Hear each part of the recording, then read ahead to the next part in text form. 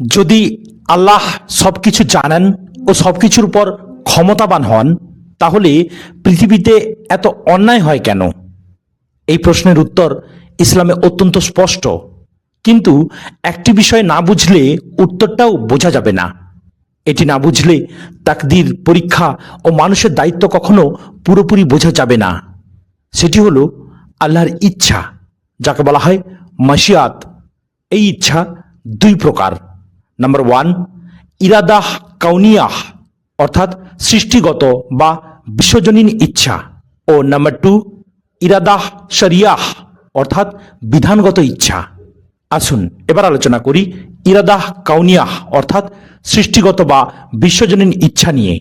এটি এমন ইচ্ছা যা আল্লাহ নির্ধারণ করলে অবশ্যই ঘটবে, কেউ তা ঠেকাতে পারবে না। এখানে মানুষের কোনো ক্ষমতা নেই। উদাহরণ হিসেবে বলা যায় জন্ম ও মৃত্যু। প্রত্যেক প্রাণী মৃত্যুর স্বাদ গ্রহণ করবে। সূরা আল ইমরান আয়াত নম্বর 185। তুমি যদি ধনী হও, যত ক্ষমতাবান হও, যত বড় ডাক্তারই হও না কেন, মৃত্যু একদিন আসবেই আসবে। সূর্য ও চন্দ্রের গতি। সূর্য তার নির্ধারিত স্থানের দিকে চলতে থাকে, আর চন্দ্রের জন্য আমি বিভিন্ন মঞ্জিল নির্ধারণ করেছি। সূরা ইয়াসিন আয়াত নম্বর 38 এবং 39। মানুষ চাইলেও সূর্যকে থামাতে পারবে না, চাঁদের গতিপথ পরিবর্তন করতে পারবে না। কিয়ামত, নিশ্চয়ই কিয়ামত আসবেই, এতে কোনো সন্দেহ নেই। সূরা হজ আয়াত নম্বর 7। কিয়ামত হবেই হবে। পৃথিবীর সব মানুষ একত্রিত হলেও এটি ঠেকাতে পারবে না। এসবই আল্লাহর সৃষ্টিগত ইচ্ছা, যা তিনি ফয়সালা করেছেন তা অবশ্যই ঘটবে। এবার আসি ইরাদাহ শরিয়াহ, অর্থাৎ আল্লাহ তাআলার বিধানগত ইচ্ছা নিয়ে কিছু আলোচনা করি। এটি এমন বিষয় যা আল্লাহ ভালোবাসেন, পছন্দ করেন এবং বান্দাদের করতে আদেশ করেন। যেমন ঈমান, সালাত, রোজা, সত্যবাদিতা, ন্যায় বিচার, দান সদকা, পিতামাতার আনুগত্য ইত্যাদি। আল্লাহ বলেন, আল্লাহ বান্দাদের জন্য কুফরি পছন্দ করেন না। সূরা আজ-জুমার আয়াত নম্বর 7। কিন্তু এখানেই একটি গুরুত্বপূর্ণ বিষয় রয়েছে ভাইরা। আল্লাহ কোনো কাজ পছন্দ না করলেও পরীক্ষার স্বার্থে তা ঘটতে দেন। অর্থাৎ আল্লাহ চুরি পছন্দ করেন না, তবুও চুরি হতে দেন। আল্লাহ ব্যভিচার পছন্দ করেন না, তবুও ব্যভিচার হতে দেন। আল্লাহ শিরক ঘৃণা করেন, তবুও মানুষকে শিরক করার সুযোগ দেন। কেন? প্রশ্ন আসে, তাই না, যে কেন? কারণ পৃথিবী পরীক্ষার স্থান। দুনিয়া কেন পরীক্ষা? আল্লাহ বলেন, যিনি মৃত্যু ও জীবন সৃষ্টি করেছেন যাতে তিনি তোমাদের পরীক্ষা করেন, তোমাদের মধ্যে কে কর্মে উত্তম। সূরা আল মুলক আয়াত নম্বর 2। আল্লাহ সুবহানাহু ওয়া তাআলা আরো বলেন, আমি মানুষকে পথ দেখিয়েছি, এরপর সে হয় কৃতজ্ঞ হবে নয়তো অকৃতজ্ঞ হবে। সূরা আল ইনসান আয়াত নম্বর 3। যদি মানুষকে কোনো স্বাধীনতা না দেয়া হতো, তাহলে পরীক্ষা অর্থহীন হয়ে যেত। যেমন ধরুন চুরি। আল্লাহ চুরি নিষিদ্ধ করেছেন। চোর পুরুষ ও চোর নারী, তাদের হাত কেটে দাও। সূরা আল মাইদা আয়াত নম্বর 38। তাহলে চুরি হওয়া প্রমাণ করে না যে আল্লাহ চুরি ভালোবাসেন, বরং প্রমাণ করে যে তিনি মানুষকে পরীক্ষা করছেন। যেমন ব্যভিচার ও ধর্ষণ। আল্লাহ সুবহানাহু ওয়া তাআলা বলেন, তোমরা ব্যভিচারের কাছেও যেও না। সূরা আল ইসরা আয়াত নম্বর 32। দেখুন ভাইরা, আল্লাহ তাআলা কি বলেছেন, যে তোমরা ব্যভিচারের কাছেও যেও না, অর্থাৎ তা করা নিকৃষ্টতম কাজ। এটি স্পষ্ট নিষেধাজ্ঞা। যেমন হত্যা। আল্লাহ বলেন, যে ব্যক্তি অন্যায়ভাবে একজন মানুষকে হত্যা করে, সে যেন সমগ্র মানবজাতিকে হত্যা করল। সূরা আল মাইদা আয়াত নম্বর 32। অর্থাৎ খুন হওয়া মানে আল্লাহ খুন পছন্দ করেন, এ কথা বলা সম্পূর্ণ ভুল। যেমন শিরক ও মূর্তি পূজা। আল্লাহ সুবহানাহু ওয়া তাআলা বলেন, নিশ্চয়ই শিরক হলো মহাজুলুম। সূরা লুকমান আয়াত নম্বর 13।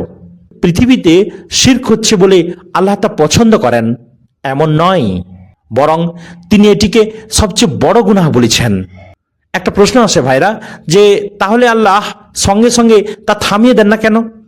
একটু চিন্তা করুন ভাইরা, যদি চুরি করতে গেলেই হাত অবশ হয়ে যেত, মিথ্যা বলতে গেলেই জিহ্বা বন্ধ হয়ে যেত, খুন করতে গেলেই মানুষ পাথর হয়ে যেত, ব্যভিচার করতে গেলেই শরীর অচল হয়ে যেত, তাহলে কি পৃথিবীতে কোনো পরীক্ষা থাকতো? না। তাহলে তো সবাই বাধ্য হয়ে ভালো মানুষ হতো। তখন জান্নাত জাহান্নাম, পুরস্কার শাস্তি, হিসাব নিকাশ সবকিছুর অর্থই শেষ হয়ে যেত। অর্থাৎ আল্লাহ সময় দেন। আল্লাহ বলেন, মানুষ তাদের জুলুমের কারণে যদি আল্লাহ সঙ্গে সঙ্গে পাকড়াও করতেন, তবে পৃথিবীতে কোনো প্রাণীকেই অবশিষ্ট রাখতেন না। কিন্তু তিনি তাদের নির্ধারিত সময় পর্যন্ত অবকাশ দেন। সূরা আন-নাহল আয়াত নম্বর 61। আর এটাই আল্লাহর অসীম দয়া।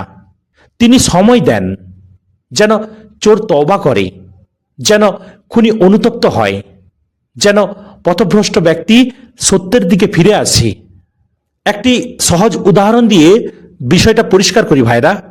সরকার আপনাকে বিদ্যুৎ দিয়েছে, আপনি সেই বিদ্যুৎ দিয়ে হাসপাতালের রোগী বাঁচাতে পারেন, আবার সেই বিদ্যুৎ দিয়ে আপনি কাউকে হত্যাও করতে পারেন।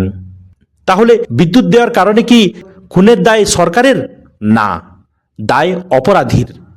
ঠিক তেমনি আল্লাহ আপনাকে হাত দিয়েছেন, চোখ দিয়েছেন, বুদ্ধি দিয়েছেন, শক্তি দিয়েছেন, সিদ্ধান্ত নেয়ার ক্ষমতা দিয়েছেন। এখন আপনি সেই ক্ষমতা দিয়ে আল্লাহর ইবাদত করতে পারেন, আবার পাপও করতে পারেন। ক্ষমতা দেওয়া আর পাপকে ভালোবাসা দুইটি সম্পূর্ণ ভিন্ন বিষয়। প্রিয় ভাইরা, এতক্ষণ যে আলোচনা করলাম তার একটা সারাংশ আপনাদের বলি এবার। আল্লাহর প্রথম ইচ্ছা অর্থাৎ ইরাদাহ কাউনিয়াহ, যা হলো এমন বিষয় যা অবশ্যই ঘটবে, জন্ম, মৃত্যু, রিজিক, কিয়ামত ইত্যাদি ঘটবেই ঘটবে। আর দ্বিতীয় ইচ্ছা অর্থাৎ ইরাদাহ শরিয়াহ, এটি হলো এমন বিষয় যা আল্লাহ ভালোবাসেন ও আদেশ করেন, ঈমান, নেক আমল, ন্যায় বিচার, সত্যবাদিতা ইত্যাদি। চুরি, খুন, ধর্ষণ, শিরক ও জুলুম আল্লাহর আদেশ নয়, বরং তিনি এসব নিষিদ্ধ করেছেন। কিন্তু মানুষের পরীক্ষা নেওয়ার জন্য এগুলো ঘটার সুযোগ দিয়েছেন। তোমাদের উপর যে বিপদ আছে তা তোমাদের নিজেদের কৃতকর্মের ফল। সূরা আশ-শুরা আয়াত নম্বর 30।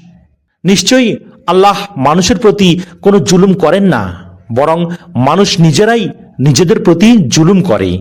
সূরা ইউনুস আয়াত নম্বর 44। সুতরাং আল্লাহ অন্যায়ের স্রষ্টা নন, বরং তিনি মানুষকে সত্য ও মিথ্যার পথ দেখিয়ে পরীক্ষা করছেন। আর এই পরীক্ষার ফলাফলের ভিত্তিতেই হবে চূড়ান্ত বিচার, জান্নাত অথবা জাহান্নাম।